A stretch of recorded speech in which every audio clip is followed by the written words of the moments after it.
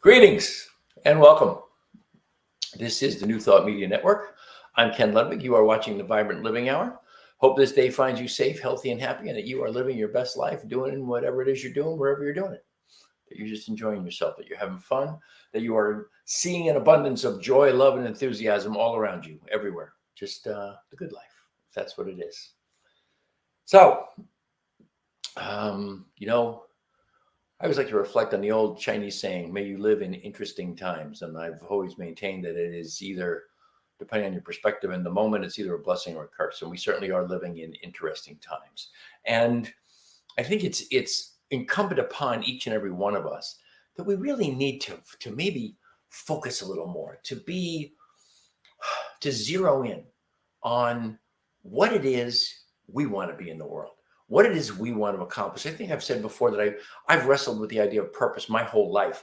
And I think I finally come at this stage at 71 years old. I think maybe my purpose is just simply to be a beneficial presence, on the planet, whatever that looks like, what day to day, person to person, interaction to interaction, however that looks, whatever it feels like. That's, I think, what my actual purpose is. And at this particular time in history, and by the way, I can see folks are out there. And when I can see you're out there, I only have one request. Please make a comment, say hi, ask a question, something. Just let me know that you're there paying attention. So what is it? Hi, Wayne. Nice to see you there, buddy. I love the idea that each and every one of us can make a difference. And I think we get too caught up in the numbers and the idea that we have to be many, that we have to be an organization, we have to be a group, we have to be a pack, we have to be whatever it is. We have to be by pack, I mean, not just wolf pack, I mean, political action committee pack. We have to be part of something bigger than ourselves in order to make a difference. And I don't think that's it. I think we can make a difference very, very simply by seeking to be the best me, be the best individual I can be, not be better than anybody else, just be better than who I was yesterday. And I think we can, each and every one of us, make a difference. And I think we make that difference by developing habits. I've talked many times about the idea of discipline. Discipline is always, and it's one of my favorite words in the world, because the root word of discipline is disciple. And a disciple is someone who takes on a set of practices and principles for their own personal betterment. That's all it is. That's a disciple. And that comes from Latin, from discipulus, which is pupil, and discipulus comes from discere, which is to learn. So being having discipline is just being a disciple of something. It's about being a student of your life, about being a student of life in general. It's about just having that mentality of beginner's mind, if you will, the Buddhist idea of beginner's mind, of always being open to the new, to the better, to the more vibrant, to the more alive, to just be in that space. And we're living in a time in history when that's not what it feels like out there. It doesn't feel more alive. It feels oppressive. It feels like there is an entire group of people looking to push us all down, to make us less than them, or to make us less than someone else, or to make us feel that someone else is making us less than, so that we're at war with them. There seems to be this mentality, this overarching mindset of us against them. And as long as we participate in that, that's going to be the reality. The only way we're going to change that is to not be a participant in that. And the only way we can not be a participant is to change who we are. If your habit, like me, if your habit like me is to be a political animal, is to always be up to date on what's going on in politics, what's going on in the ultimate world of us versus them, if that's your place, then you wind up in the same space I'm in a lot of the time, which is I'm taking sides. And that's okay to take sides, but you can't be taking sides from the standpoint of being vociferously, if you will, us against them, me against you. I can understand your differing point of view without having to get ugly. We can be in disagreement without being disagreeable, is the expression.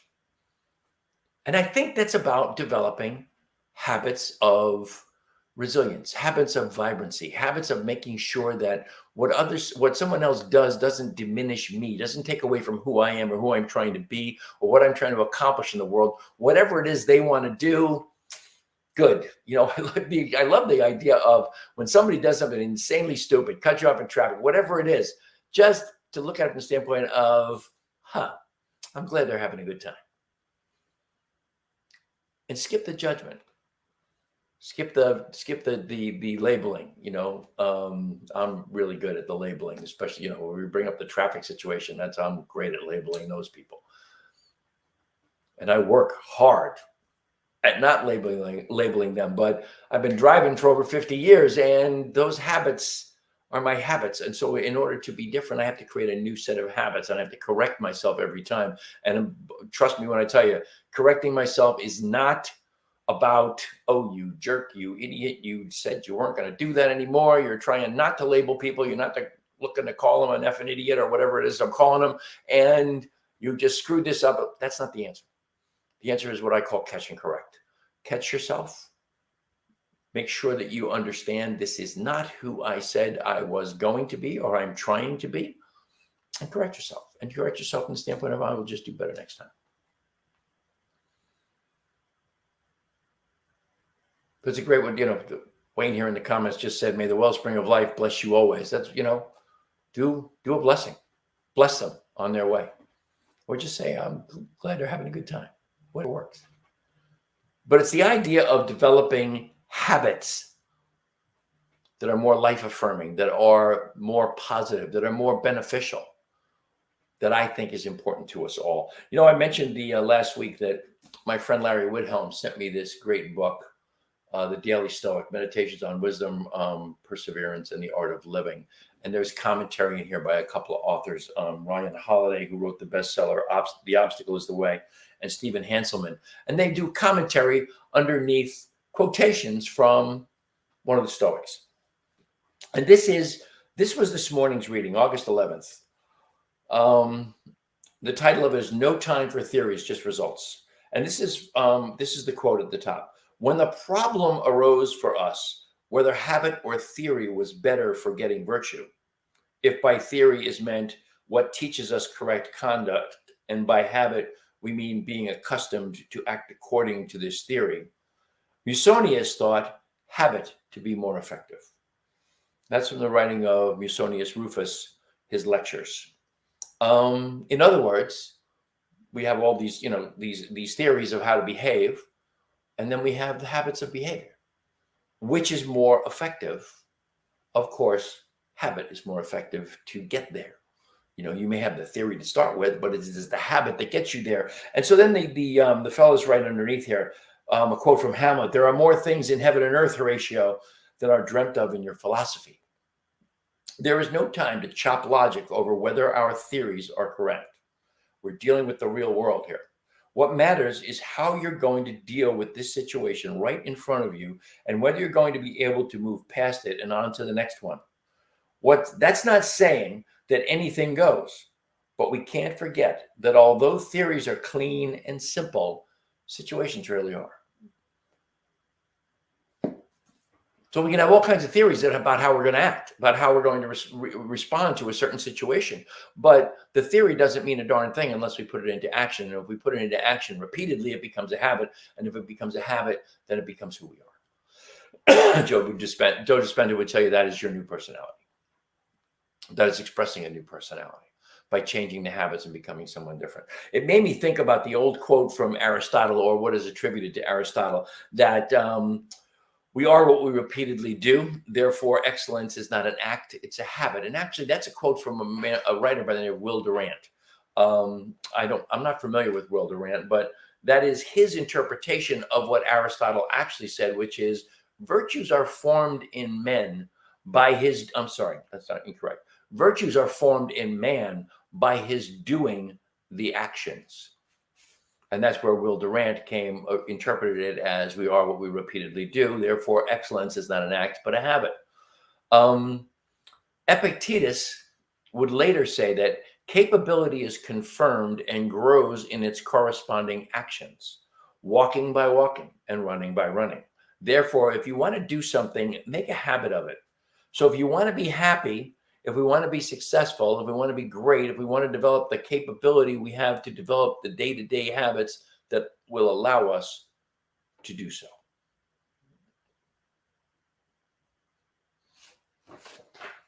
I really love that. I really love that. It's the idea that if we had ever, as we were growing, when we were little, if we had just fallen down when we tried to walk, fallen down the first time and gone, oh, bag it, this is no fun, I'm not doing this again, and just spent the rest of our lives on all fours, that would not be a way to live.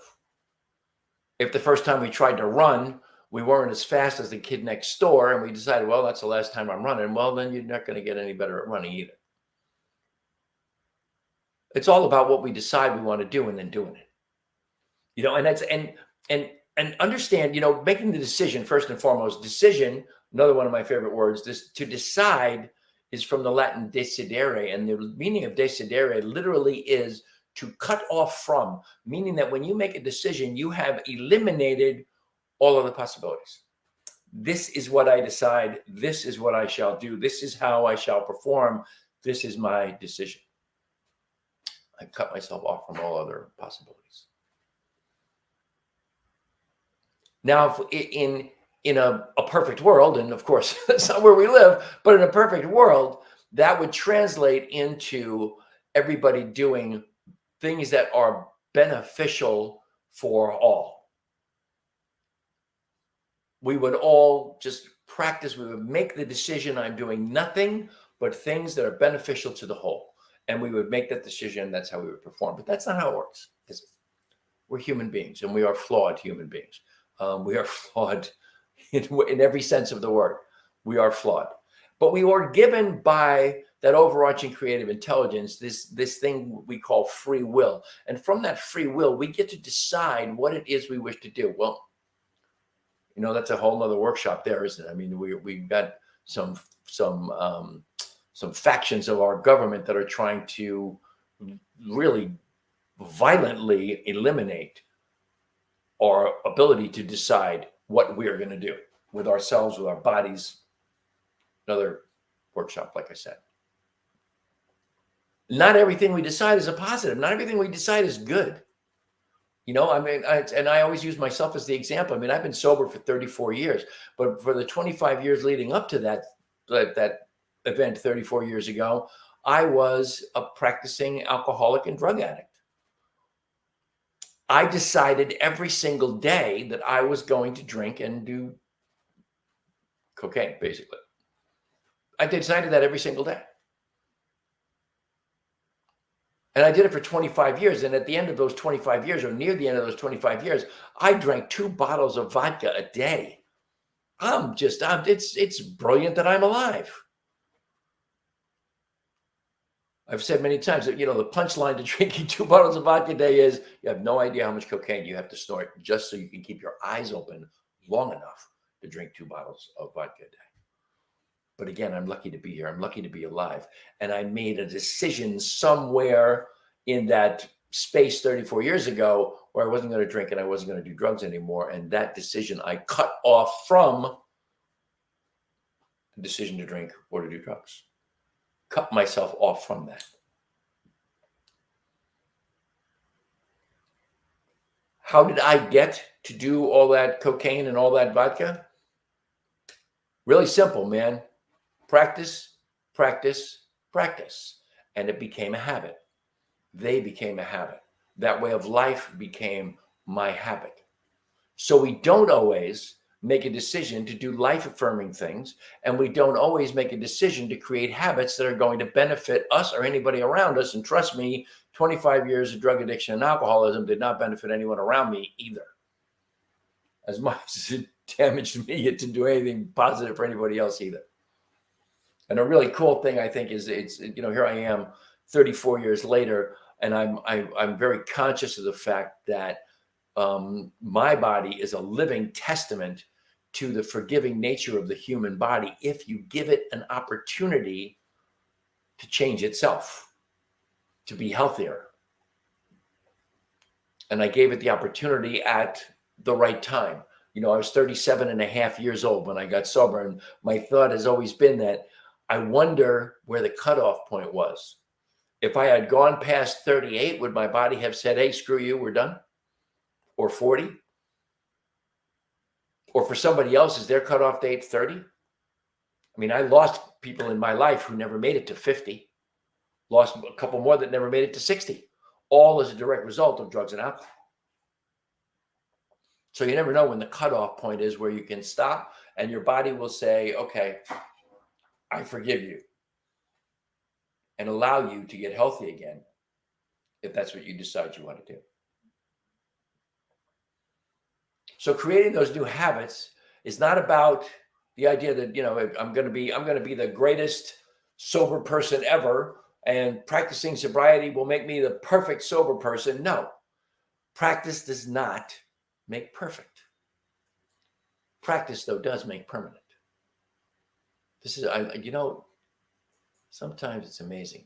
The computer just popped up some update thing right in front of my face. I don't know what that's about. But anyway, practice makes permanent. You practice, and you get better and better and better at the things that you decide you're going to do. So if you have made a decision, cut yourself off from other opportunities, then you need to practice all of the principles and the practices that go around this particular decision. Manifesting this decision, materializing this decision, realizing this decision. That's the right word. You have to practice. And when you're done practicing, you practice some more.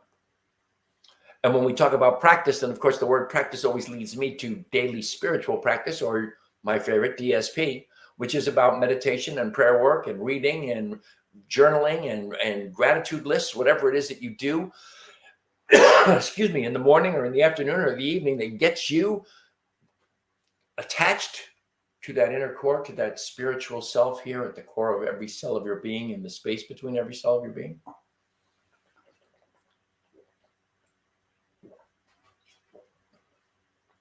And I think that more than any other practice in the world, daily spiritual practice is the one that will bring me to that place of developing the vibrancy and the resilience to deal with whatever life throws at me, whatever the vicissitudes of life turn out to be. I am here and I am ready and I am bigger than any and all of them now. Every minute of every day. Took a survey earlier today for my health provider for my Medicare, and they wanted to know how many in the course of the last 30 days on a scale of 0 to 10, zero, it was just numbers. How many days from 0 to 30 days were you mentally unhealthy? My answer was 0. Because do I have bad days? No, I don't really have bad days. I have bad moments. I have maybe a bad hour or two, but I don't have bad days because I have that resilience. I've developed that daily spiritual practice that gives me the tools to move myself out of that space. And number one on that list, of course, is meditation.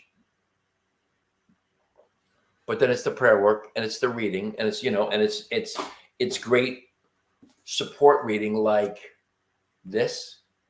This is just dailies. And I love this book. And again, my dear friend, Larry Whithelm, thank you so much for giving me this book, because I have been reading it every day since I got it, which is only about, 10 days ago. And I truly love it. So the only other thing I really wanted to talk to you about today was, this is a hard one for me, because this show is about living your best life. This show is about living a more positive and spiritual existence. It's not about the negatives in the world. It's not about focusing on them. But and it's sure as hell not about politics. Even though I'm a political animal, I don't want it to be about politics. I don't want it to be about my politics. And I'm sure anybody and everybody who watches me knows what my politics are. And if you don't, just follow my Facebook and you'll figure it out. But I'm 71 years old, so I don't really care anymore. I mean, you know, my politics, I wear my politics on my sleeve.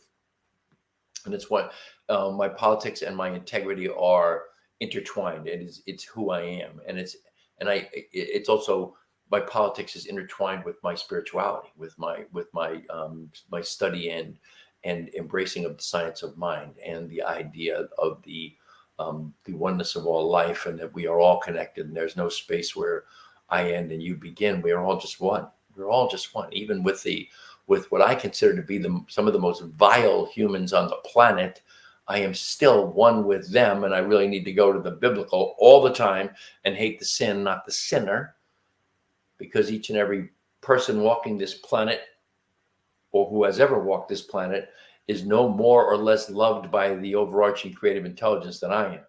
So if they are loved by that intelligence, then they certainly are deserving of, at the very least, my appreciation of them if I have trouble loving them. But what I want to say about that subject is, again, without trying to be political, I want to express that more than anything in the world, we need to respect, embrace, and love our brothers and sisters who may be affected by the negativity of laws that are being passed in this country. You cannot follow someone or support someone who is in the process of passing laws that hurt or might hurt people you love. I talk specifically about all the women in your life, in particular, the girls in your life, the young girls in your life. I talk specifically about them. If there are laws being passed that restrict their ability to choose life, liberty, and the pursuit of happiness, unencumbered by the wishes of other people, in particular, old white men. But that's another subject, because I'm an old white man myself. If there's a law being passed that's going to hurt that young woman's ability to pursue life, liberty, and the pursuit of happiness, you cannot support and follow that person who is passing that law. If they are passing a law restricting the rights of anyone in the LGBTQ plus community, at any level, restricting their rights or their ability to pursue life, liberty, and the pursuit of happiness, you cannot support or follow that person.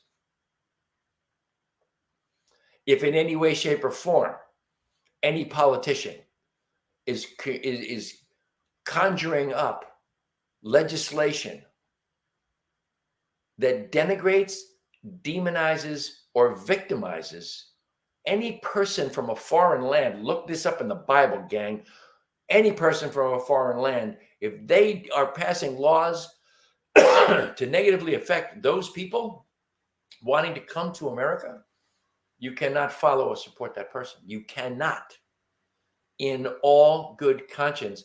And I don't care if you are a practitioner of the science of mind, if you are a Stoic, if you are a Buddhist, a Jew, a Baptist, a Zen, a Christian, I don't care.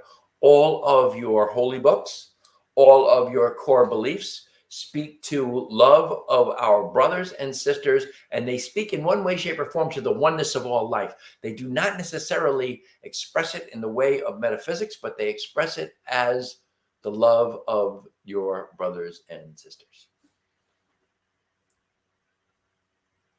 If anyone is passing a law or of any kind, or supporting a law, or expressing what is in a law that in any way negatively affects any of your brothers and sisters as far as their ability to pursue life, liberty, and the pursuit of happiness, you cannot follow or support that person. Now read into that politically whatever you want. I don't care what side of the aisle you're on. You get my meaning. And if you're on the other side of the aisle from me, I hope to God you get the meaning. Because in the end, that mindset is on the wrong side of history.